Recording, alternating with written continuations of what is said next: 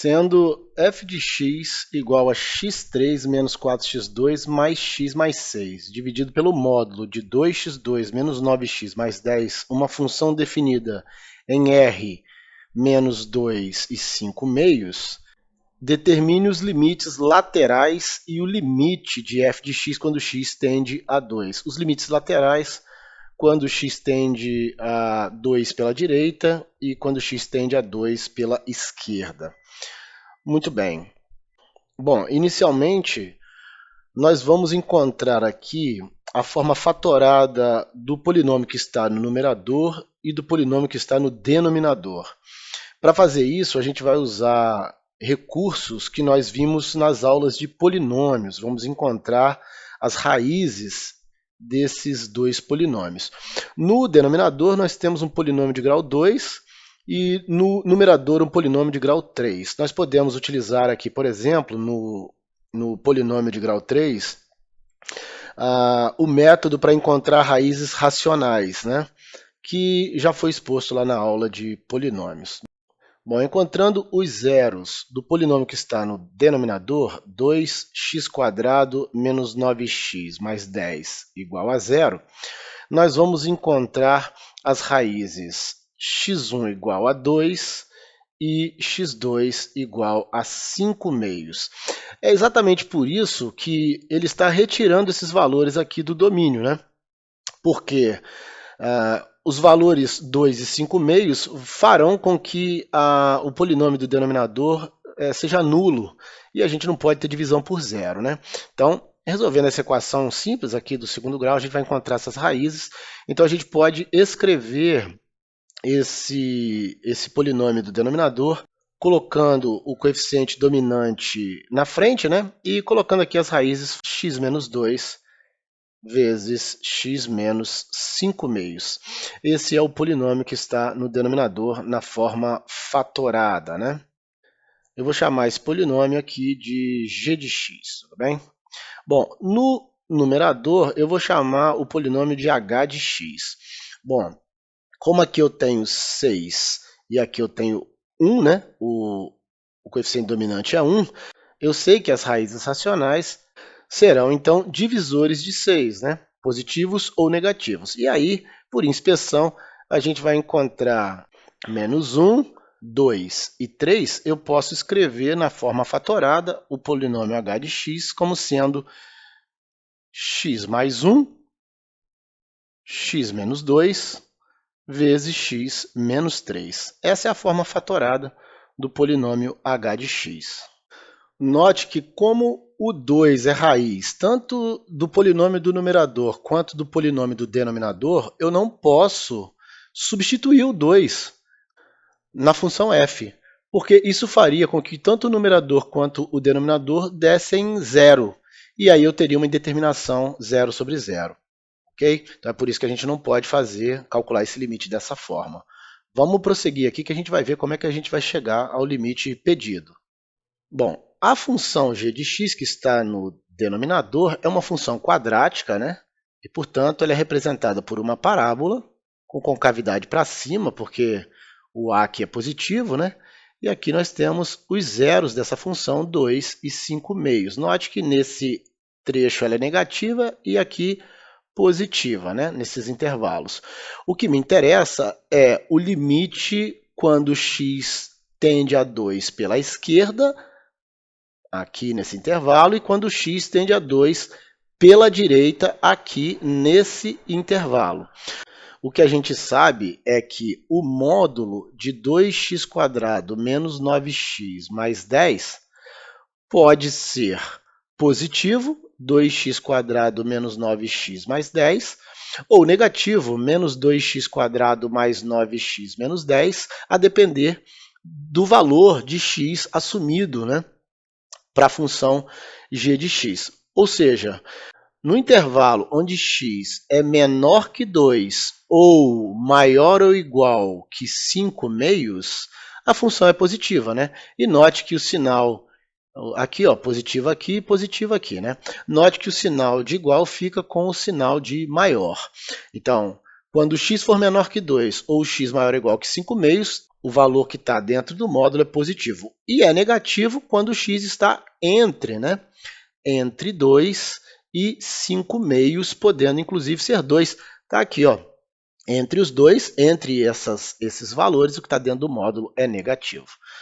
Então, eu posso calcular agora os limites laterais, né? O limite, quando x tende a 2 pela direita, da função h de x, que é x mais 1, x menos 2 vezes x menos 3, dividido, note que quando x tende a 2 pela direita, ó, pela direita aqui, ó, pelo lado direito, a função que está no módulo é negativa, então, dividido por menos 2 vezes x menos 2 vezes x menos 5 meios. Eu coloquei o sinalzinho negativo aqui exatamente pelo fato de eu estar falando do valor negativo do módulo. Então, eu coloquei o sinalzinho de menos aqui na frente do coeficiente dominante 2.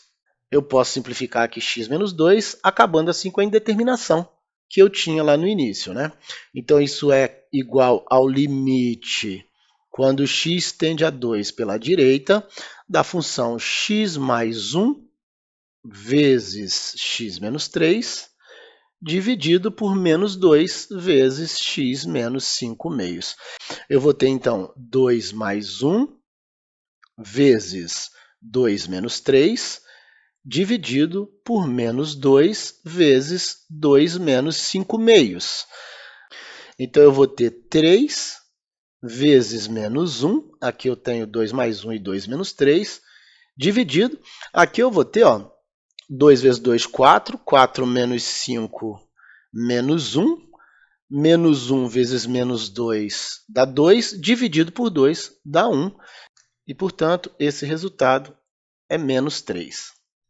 Já para calcular o limite, quando x tende a 2 pela esquerda, eu vou colocar aqui a h de x, x mais 1, x menos 2, x menos 3, sobre 2 vezes x menos 2 vezes x menos 5 meios. Agora, eu estou usando o valor positivo aqui na frente do coeficiente dominante, porque agora, nesse pedaço aqui, ó, que é quando x tende a 2 pela esquerda, o valor do módulo é positivo, né? Então, aqui, ó, eu tenho a função positiva, a g de x é positiva, então por isso estou colocando o sinal de mais aqui na frente do 2, do coeficiente dominante, né?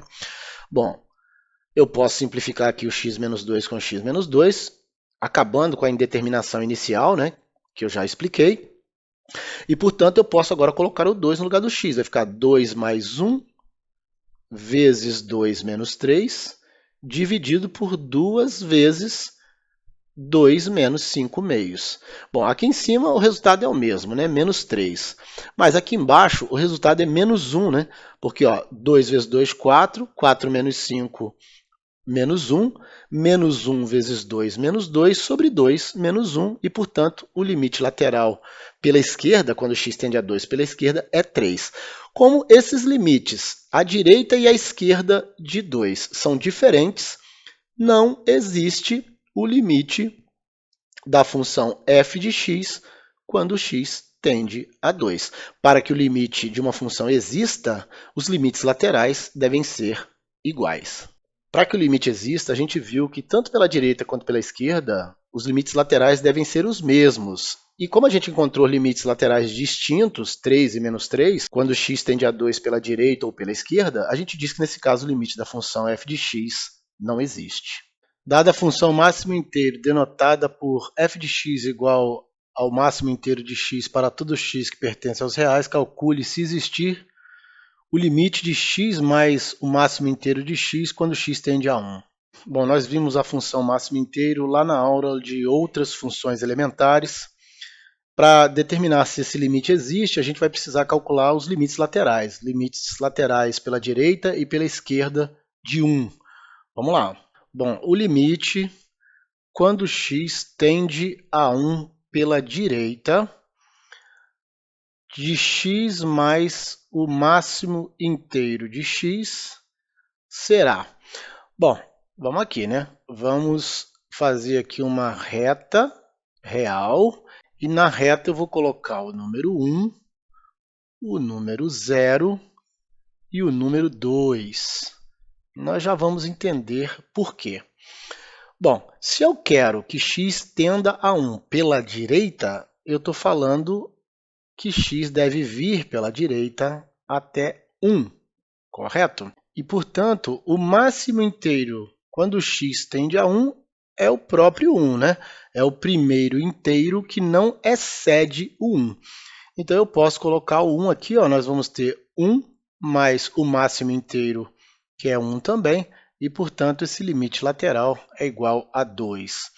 Já o limite quando x tende a 1 pela esquerda, vamos ver o que acontece, ó, de x mais o máximo inteiro de x.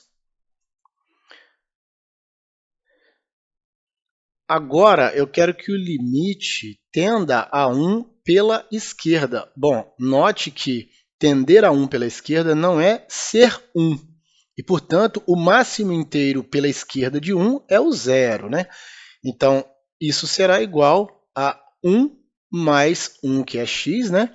Mais o máximo inteiro de x, que nesse caso é zero. E, portanto, o limite nesse caso é 1. Logo, não existe o limite quando x tende a 1 da função x mais o máximo inteiro de x. Lembremos mais uma vez que o limite só existe se os limites laterais forem os mesmos. E a gente está vendo aqui que essa função tem limites laterais distintos e, portanto, o limite não existe. Dada a função f, definida por f de x igual a 3x menos 2 se x for maior que menos 1, 3 se x for igual a menos 1 e 5 menos ax se x for menor que menos 1. Determine um a real para que exista o limite de f de x quando x tende a menos 1. Bom, nós sabemos que para que exista o limite, os limites laterais devem ser os mesmos, tanto pela direita quanto pela esquerda de menos 1.